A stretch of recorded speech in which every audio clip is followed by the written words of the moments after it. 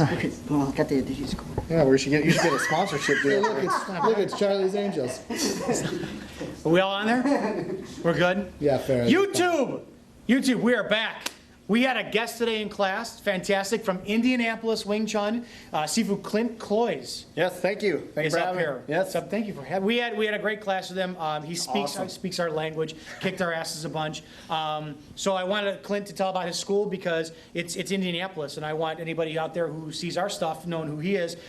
In my personal opinion, his Wing Chun it's dead on the philosophy of what we want to try to teach and think. And I'll throw you under the bus. His opinion about Bruce Lee is the same as mine, so I love that. So he's an instant friend. Just tell everybody about your school. What do you do? Where it's at? All that jazz, and where you're located.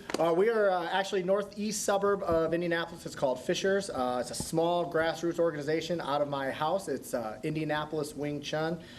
There's no Wing Chun in Indianapolis hardly, except for 2 other people with very small in-home places. You type in Wing Chun Indianapolis, you're going to get my webpage, indiawingchun.com.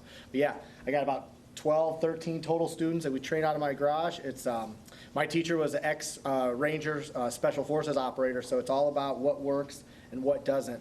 But we also focus on the art part. You know, you have the martial, you have the art. Both are important in your overall development as a fighter, a human being, and an artist. So I've been seeing your videos, like I said, and like you said, same language. I had to come up here and see, and I'm a fan. So this was a great time. I'm glad I came up. I'm going to put a link at the bottom of it to his Facebook page, like it, his YouTube channel, like it, and then, yeah, and reach out, contact him, like him. If you like our channel, do the same thing for him. What I want to do is I wanted to have Clint evaluate my chi sao for you guys to see. We're going to chi sao, and I'm going to have him articulate as we're going how he can beat me.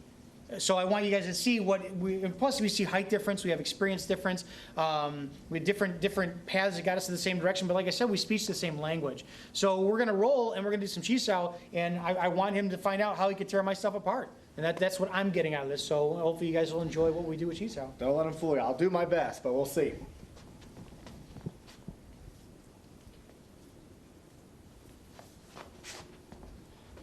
So see, even though you say I'm smaller, you have strength. So one thing I have to watch for is that I don't try to fight you force on force, which is a bad habit.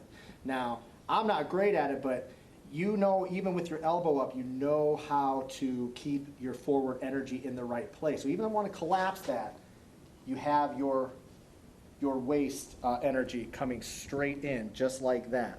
Good.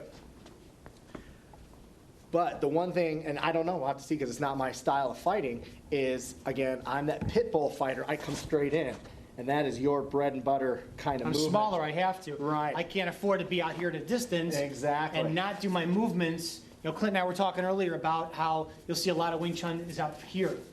You know, and you can see there's nothing. It's never going to happen for me. And I'm only 5'7". The majority of the guys out there are going to be this height or more. So everything I do in order to win, if you will, is all of my movements, they've got to, I inch in every time. Inch in every time. Remember, Wing Chun's about that. He punches, I make that contact, I have to come in. I smother that once I make contact. Granted, he knows what he's doing. Look how tight his center line is. But every movement I do has got to have some forwarding energy on there all the time. If it doesn't, I'm done. Here, I'm dead here. So I got to hit. I have to stay glued to him. Otherwise, I'm screwed. So that's my goal. Is somebody this big, this fast, this strong. I have got. Once I wind up letting him get his distance, I'm done. Here's his distance. You can see on this shot. Look at the shot. I have no recovery. This is not going to work. No, there's no recovery from there. Everything has got to stay in tight.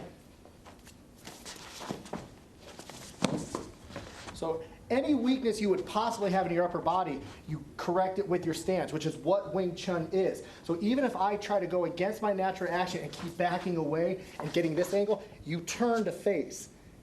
And that's perfect. Again, you teach your students that. If you can face, 90% of your work is done for you.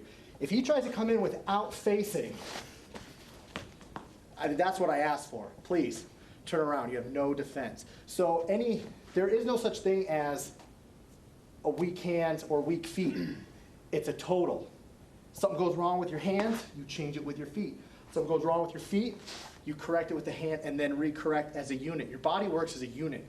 That's why this chi sao doesn't work. There's no stance. I can't, even if I wanted to press him, I would have to lean. I'm moving back And we're already. both being stupid. Yeah. Out here, no. I have to control it with my feet. See, he's got great stance. I came in, that's not gonna work. Redirect, boom. Because he still moves in, even if I move back. I can't afford to let these arms get out one bit. He knows his range, he knows his strengths, and he Even in this plays- position, this is not Chi-Sao. I'm gonna jam up any way I can. Yeah. Elbow, head, I Because have to look get what, that. instead of a good set shoulder, look what he's doing with my shoulder now. Does he do it too? Sure, but I got nothing. See, he knows what to do to make my structure go away. And that is the key of anything we do in Wing Chun, to take our opponent's structure. It's great if we could take his structure by uprooting through a shot and just sending him to the moon. But sometimes we gotta take it like that. He knows exactly where he needs to be. Boom. And he controls my elbow every time. So then I'm forced to turn around, and now I'm in a terrible position because he knows. How I Chi-Sao against him is different than how I Chi-Sao against one of your students. And vice versa. You Chi-Sao versus me versus a guy who may play the patty cake game of backing up. You know, you see a lot of this because they make Chi-Sao about the hit. So if you can't hit me, Yeah. I win. Yep. They said, there's no winning. No. What I want to do is train to take your structure, and if I do it wrong, I learn. So then the next time I come in, oh, look at face.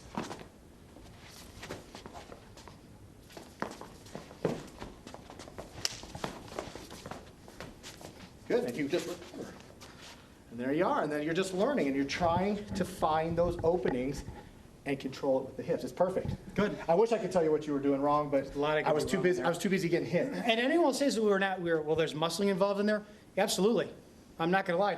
I see value in the Chi-Sao, you know, where you're looking for the holes, feeling all this. But remember, we're training for a fight. I want that pressure. I want that force, because can I deal with it when it really comes in? You know, a real punch comes in, if I don't have that structure, I'm getting knocked on my ass. Relying on these? Rely on this. That's my viewpoint on this. I'm glad we have a stronger energy coming in that is relaxed. It's making me winded based on very, very little movements because I'm burning out up here. How do you deal with stronger energy coming in? I have to hold that structure, hold it. It's coming in. Well, if I don't, it's game over based on leverage. It's not just strength. That's perfect. Anything you feel as far as, let's talk about Chi-Sao in general too, because we like to talk about Sure. what Chi-Sao is and isn't. Where is your link of Chi-Sao in the Wing Chun system? Meaning, you know, we have talked about it not being fighting, it is the connection between our skill and then learning to fight. Aside from that, where do you see benefits from coming out that distance to we're in? Basically, if we dealt with a boxer or JKD or something. Chi-Sao, your whole goal of Chi-Sao is move forward. If he has no hands up, bam, I'm coming forward. I'm still going to do that even with hands up, because if he has poor structure, but Chi-Sao is just designed for what happens when my forward energy gets stopped, or I have to stop forward energy. What do? It teaches you that if it's weak, you can go right for it. There's nothing wrong with force on force if you're the greater force. That's economy of motion. That's a tenet of Wing Chun. If I'm the bigger, huge, stronger guy, and you just got nothing, I'm gonna mow right through you. Right. But the second you come at me, I'm like, whoa, I need to get that out of the way. But I still come forward. It's what happens when someone has their hands in the way where your hands need to go. Mm-hmm. If your hands are out here, boom, I'm coming hot. Mm-hmm. But if your hands are in tight, I still want to come forward. So I don't want to Yeah, we were talking about the patty cake Wing Chun. chasing the hand. So many people out there are talking about, well, I can give you 4, you know, easy hits and then 1 big one. Right. I'm 38 years old. I don't want to be able to, I can't handle fighting at that pace anymore. It's got to be 1 knockout, period. Absolutely. You got to look at it as a way to create energy. It's not about hitting. Because if Chi-Sao was about hitting, I win. I win. Your center's open. I win. But then he can come and do some kind of lock where I'm here, and I go, okay, well, it's 1-3, I'm still winning. No, that's the win. I'm just tapping. Mm-hmm. So it's much better if I get in here. I don't have to hit. It's all about finding or creating the path to hit, not about the hit. And that's where I think it finds its benefit in that real fight. I'm just looking for that path to hit. I'm not chasing your hand. I'm just coming right in. Whether I want that to be a palm strike that or Bill G your eye, I don't care. Right. You're coming forward, not chasing hands, and you know what to do when contact's made. That's how we view it. That's, again, he's speaking our language in the most amazing way. Yeah, what we liked is that, Clint's all about that initial contact and then destruction on that. If we're not doing the dancing around, boxing stuff and all that, and then we're not going to be faint for that stuff. It's economy of motion. And we felt that the second we touched hands with him, it's, oh, somebody's center's closed off and somebody's got forwarding energy completely projected up on us. And it was none of this. We're not, thank you. I wanted to move in even there. I can't make myself even do it. He's a taller guy who does exactly what I do. I can't win from out here. My second teacher, if you know who he is and you find his videos online, look at his students. We were all taught out here, defend first. And I can stay out here, but what happens when somebody starts moving in? Now I have no root underneath me. Wing Chun is not a defensive martial art. It's the defense is in attacking. So, well, you're so close. Absolutely, because I have to maintain my structure underneath me. Good. So simple, direct, and effective. I loved it.